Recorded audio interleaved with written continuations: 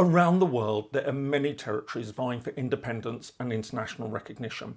Of these, few would appear to have as strong a claim to international acceptance as Somaliland, which seceded from Somalia in 1991.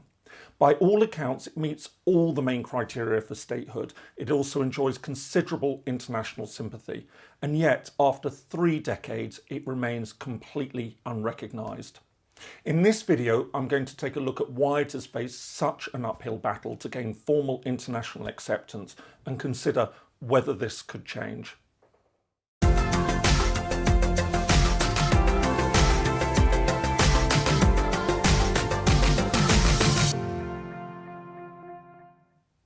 Hello, my name is James Ker-Lindsay. Welcome to Independent Thinking, a channel dedicated to international relations, statehood, independence, and the origins of countries.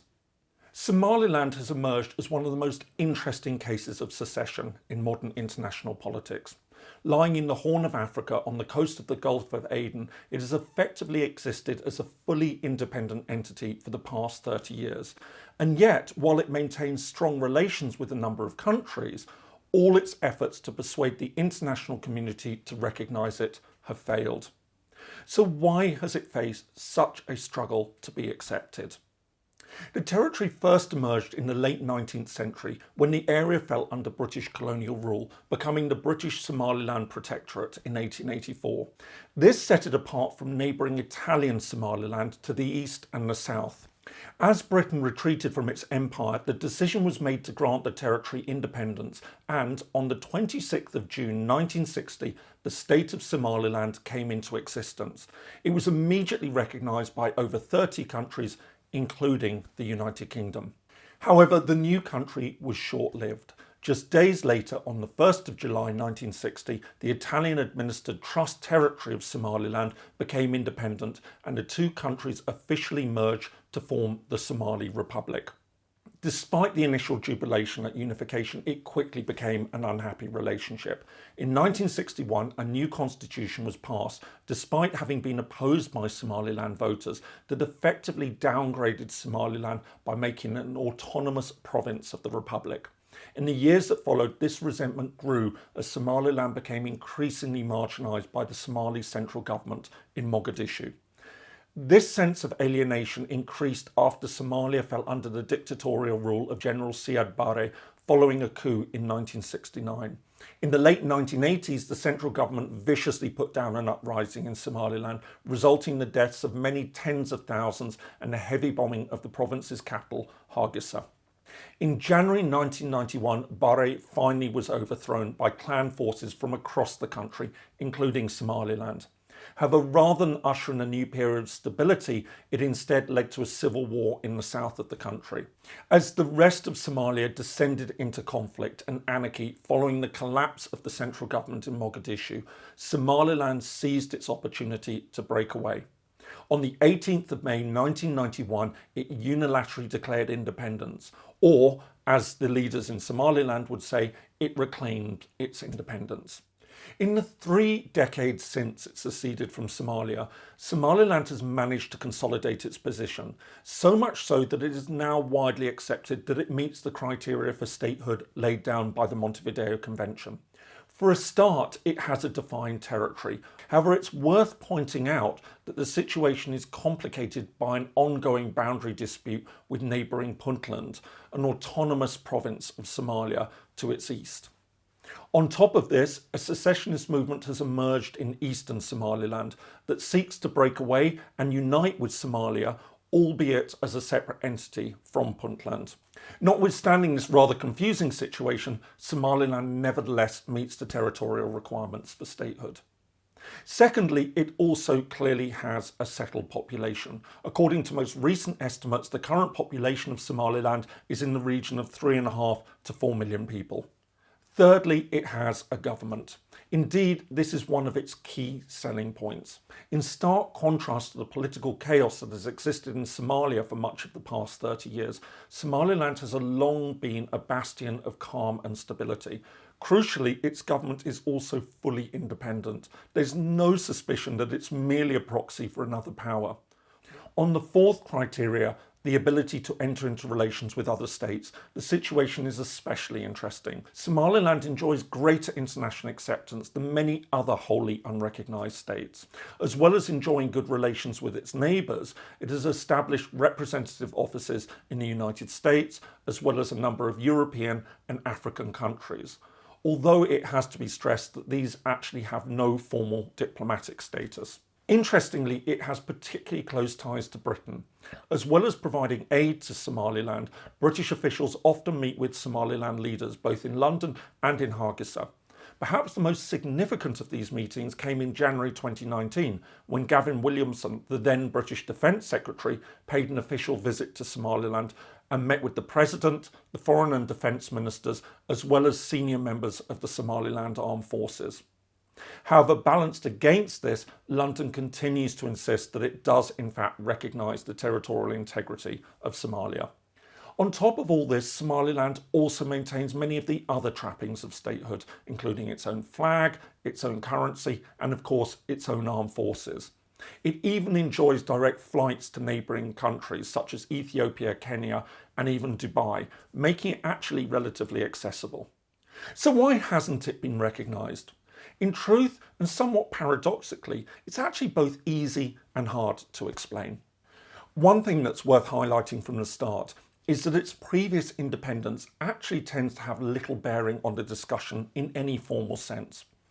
Under international law, a territory that voluntarily gives up its independence to join another country doesn't in fact have a right to reclaim its statehood at will. I'll take a look at this important point, which has impact on all sorts of other disputes, including Scotland and even Texas, in a future video. In the meantime, to this end, even though it has become an important moral argument that is heavily pressed by Somaliland leaders, its previous independence doesn't in fact carry as much weight as many would want. That said, in other ways, the traditional rules concerning secession don't quite seem to apply to Somaliland in the same way that they do elsewhere. Somaliland hasn't really faced the opprobrium usually reserved for unilateral secession in international politics. Maybe this is because it was once an independent country and isn't actually a case of invasion and occupation by an external actor, as is the case in many other instances. Indeed, it's long been tacitly understood that, for a variety of reasons, it does seem to amount to a rather special case. This was made clear when, in 2005, the African Union sent a fact-finding mission to Somaliland. In its final report, the mission recommended recognition. Highlighting the steps that the country had taken towards becoming a modern state, it noted that Somaliland's situation was unique and self-justified in African political history. Therefore, the case should not be linked to the notion of opening a Pandora's box. This was highly significant as it seemed to offer Somaliland a path to eventual full international recognition, at least at the time. The view emerged that if the African Union was willing to accept Somaliland's independence, then others would follow suit. However, despite this steer from the African Union's fact-finding mission, the countries of Africa were unable to reach a consensus on the issue. As a result, Somaliland remained unrecognised in the years that followed. So, a decade and a half later, is there still a chance for it to be recognised? On balance, it would seem not, at least not anytime soon. On the one hand, it doesn't seem that much has changed in its favour. Clearly, the long-standing nervousness about redrawing borders in Africa remains an issue, despite the view in the report that it wouldn't open up a precedent. Meanwhile, in other ways, things have actually worked against Somaliland. Many Western countries, including the United Kingdom, will no doubt be worried about the effects of independence on the significant efforts that have been made since 2012 to stabilise and rebuild Somalia. There's quite clearly a fear in many quarters that if Somaliland is allowed to go its own way, other parts of the country will try to follow. This fracturing could make tackling long-standing problems of warlords, terrorist groups and piracies in Somalia even more difficult. Indeed, in recent years, there have been efforts to try to bring the sides into formal peace talks. This seems likely to continue into the future. And while there is the prospect of talks, even if they are unlikely to reach a mutually acceptable settlement, few countries will want to prejudice the outcome by taking a decision on recognition. As a counter-argument, leaders in Somaliland argue that other geopolitical factors are now working in their favour in terms of recognition. For example, there's increasing interest in their port facilities, including reports that Russia wants to establish a naval base there. While this might have an effect in the future, it's very much in the realm of speculation for now. Somaliland is a fascinating case. All things considered, it sits in a strange grey zone when it comes to secession. Leaving aside its previous existence as an independent state, which doesn't officially have a bearing on its claim to independence, but does nevertheless seem to shape perceptions about its case, it most certainly meets the 4 conditions for statehood. It is a clearly defined territory, it has a settled population, it has a government, and one that is demonstrably independent, and lastly, it has a proven capacity to enter into relations with other states. For all these reasons, one doesn't detect the same sort of hostility towards independence for Somaliland as exists in other cases of secession. Indeed, many seem to tacitly understand its case for statehood and probably sympathise with it given the state of the rest of Somalia. As things stand, it seems to be held back by a combination of African concern about secession and by wider Western concern about Somalia's stability.